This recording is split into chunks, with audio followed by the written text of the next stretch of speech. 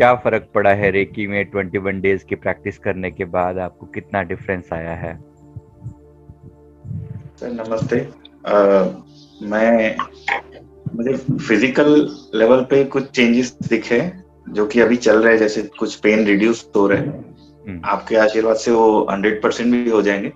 लेकिन मुझे जो सबसे ज्यादा चेंज दिखा है वो इमोशनल लेवल पे है कि मेरी कुछ चीजें जो मैं फोर्सफुली भी छोड़ना चाहता था, मैं छोड़ नहीं पाता था। राइट तो ऐसी बहुत सी, मतलब मैं गिनवा नहीं सकता यहाँ पे। राइट और डर निकल चुका है अंदर से पूरा, और एनर्जेटिक फील होता है। और कुछ जैसे बुरी चीजें मैंने बोला, और मेरा पूरा लाइफ के जो गोल्स है वो शिफ्ट हो चुके हैं, मतलब गोल्स चेंज हो चुके हैं। जो मेरा सोचने का तरीका है वो पूरा बदल चुका है। Perfect perfect. हाँ जी, ठीक है ठीक है। और बताएं। अच्छा, मैं बहुत बीच में शुरू में मूड स्विंग्स बहुत हुए।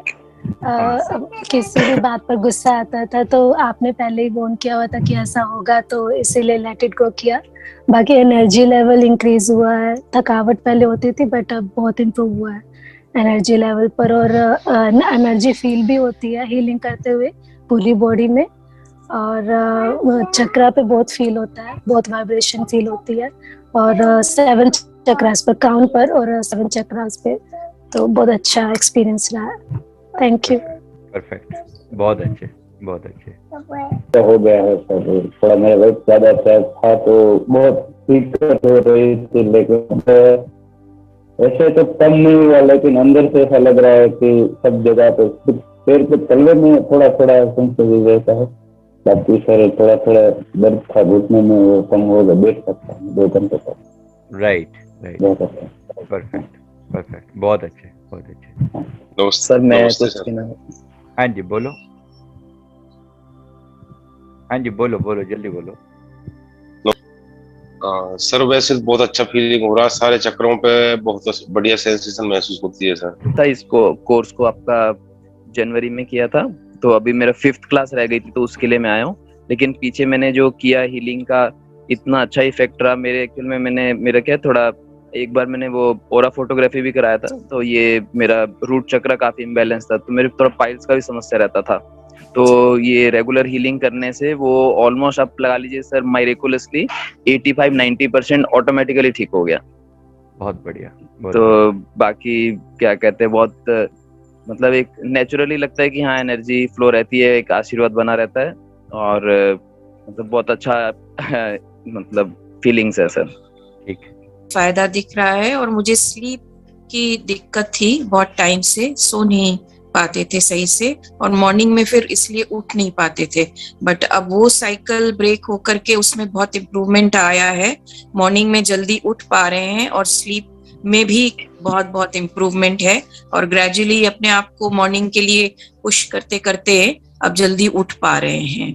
तो ये एक बहुत मेजर डिफरेंस है जिसके लिए मैं बहुत दिनों से कर रही थी, और बहुत सारे कोर्स भी किए, आपके साथ भी किए। लेकिन रेकी करने के बाद में वो पहले के कोर्स जो किए उसमें भी और इफेक्टिव हो गया, थर्ड आई वाले भी वो और इफेक्टिव हो गया, और इसमें मुझे बहुत फायदा समझ में आया। परफेक्ट, ठीक है, बहुत अच्छे। और बताएं। मेंटली लेवल पे बहुत ज्यादा चेंज आए हैं। पहले मैं कुछ सोचता था कि मैंने ये करना है, लेकिन कर नहीं पाता। और मैं सोचता था कि सुबह 3 बजे उठकर आपके साथ 3:30 वाला मेडिटेशन ज्वाइन करना, लेकिन जब से मैंने रेकी स्टार्ट की, खुद की सेल्फ हीलिंग करनी, तो मैं 3 बजे उठ जाता हूँ और आपके साथ 3:30 वाला मेडिटेशन ज्वाइन करता। और पीछे पेन रहता था, मेरे पेन भी रिमूव हुआ है। से बढ़ गया 21 डेज का हीलिंग करने के बाद। और मैं सबका हीलिंग करने से डरती थी पहले, पर अभी नहीं डरती हूँ। ठीक है, बहुत अच्छे बहुत अच्छे। एकदम बॉडी में बहुत लाइट सी फीलिंग आती है, तो बड़ा अच्छा सा लगता है। दूसरा सर, एक सेशन में मुझे मतलब अपने कर रही थी तो मुझे ऐसा लगा जैसे मुझे गुरु नानक जी ब्लेस करने आए, ऐसा फीलिंग आया, मतलब उनका पिक्चर भी नजर आया। और तीसरा सर, एक जैसे मैंने ये पूरा मेरा बॉडी के पीछे पार्ट बहुत पेन करता है, तो उसमें अभी इम्प्रूवमेंट हुई नहीं है, तो उसके लिए सर कुछ और करना चाहिए साथ साथ में? माफी प्रार्थना साथ में जरूर करो। माफी प्रार्थना का मतलब होता है कि जो कर्मा इसके साथ जुड़ा हुआ है ना, देखो रेकी अपना काम कर रही है, रेकी हील कर रही है, रेकी एक दवा की तरह से है। जो कर्मा है वो अपनी जगह पर है, तो कर्मा के लिए माफी मांगो। कर्मा के लिए मन, ये कहो कि मन वचन कर्म से अगर मैंने कभी किसी को तकलीफ दी हो जिसके कारण मुझे ये पेन हो रहा है, प्लीज वो जो उसकी उस चीज के लिए मुझे माफी दी जाए। तो ये वहां से कर्मा खत्म होगा, यहाँ से रेकी मिलेगी, तब चीजें बिल्कुल बेटर वे में चलेंगी। Thank you sir. एंड मुझे थाई वेरिकोवेंस में पेन होता था सर उसके कारण, एंड गले में भी है। तो वो तो सर इतना जल्दी तो जाएगा नहीं सर, मुझे पता, थोड़े थोड़े रिड्यूस हुए हैं, कम हुए हैं। एंड गले में थोड़े हैं सर।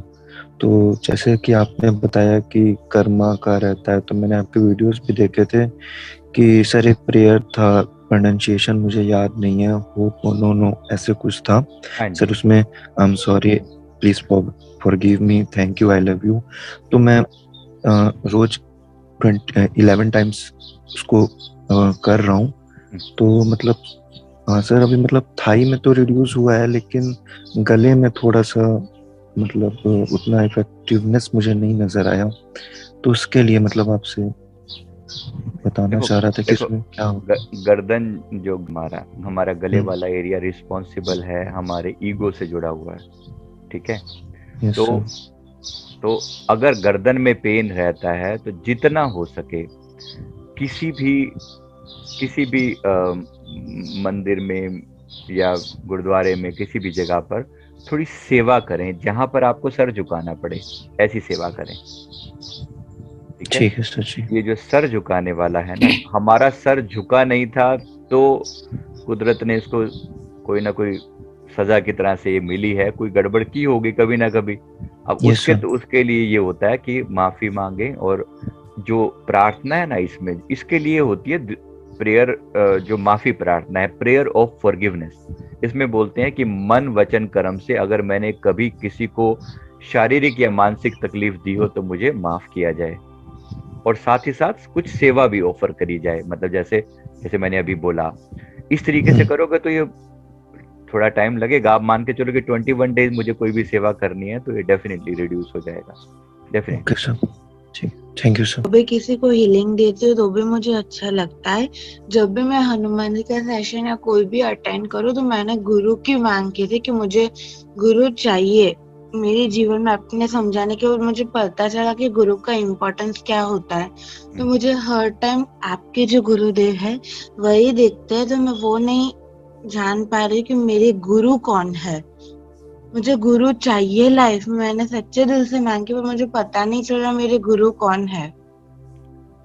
अगर आपको वो दिखते हैं तो उन्हीं से गुरु दीक्षा ले लो। अब ऐसे देखो गुरु कौन है, कोई गुरु खुद आके तो नहीं बताएंगे कि मैं कौन हूँ।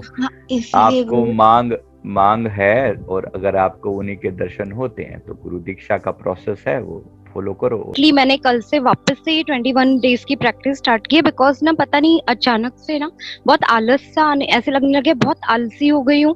और पहले सुबह मेडिटेशन के लिए उठती थी ना, अभी उठा नहीं जा रहा है, बहुत नींद आ रही है, ऐसे फील हो रहा है जैसे सडनली हमको किसी ने ड्रेन नहीं कर लिया है, वैसे फील हो रहा है। तो कल से मैंने फिर से है ना वो मेडिटेशन स्टार्ट किया है जो आपने शेयर किया था हमसे। ठीक है, दोबारा से कर लो, कोई बात नहीं। वैसे विटामिन डी की कमी भी कई बार हो जाती है, इन दिनों में कुछ ज़्यादा ही हो जाती है, तो ऐसे में आप उसको रिकवर विटामिन डी की टैबलेट्स भी वगैरह ले सकते हो। कुछ बेसिक सी चीज़ें हैं, क्योंकि वो आलस लाने में सबसे ज़्यादा विटामिन D3 और K12 जो है ये सबसे ज़्यादा आलस लेकर आते हैं। अगर इनकी कमी होती है तो डिफ़ॉल्ट इनका थोड़ा बहुत इसकी कमी को पूरा कर लें, और बाकी जो भी आप ये डेफिनेटली देखिए कि प्रैक्टिस तो करते रहिए।